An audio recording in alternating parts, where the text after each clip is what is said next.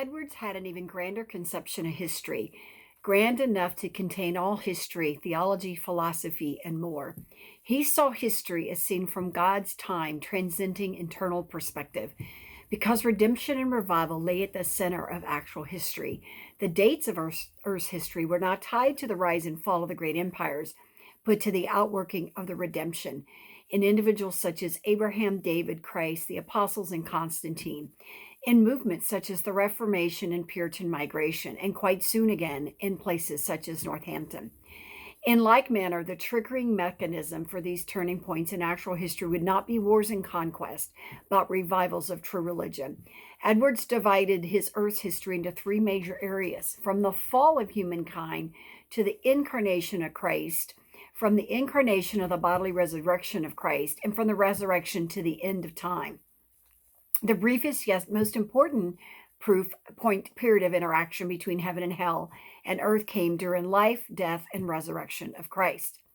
The covenant with the church was brought back to life in March 16th, 1742 with Jonathan Edwards.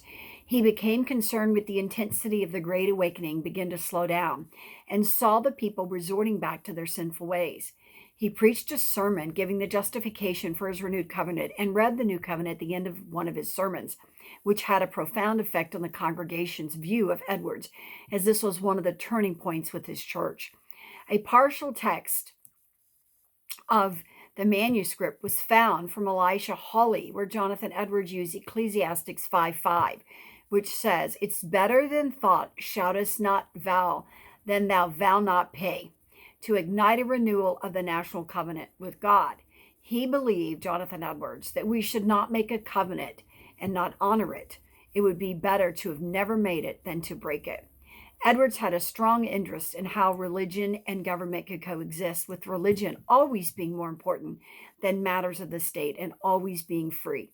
He believed that if the government imposed restrictions on religion, then it would suppress religious rites of worship, which would then cause moral disorder. It was essential for a healthy society of high morals to retain a strong religious culture, and his balance of true religion not being a state-adopted religion.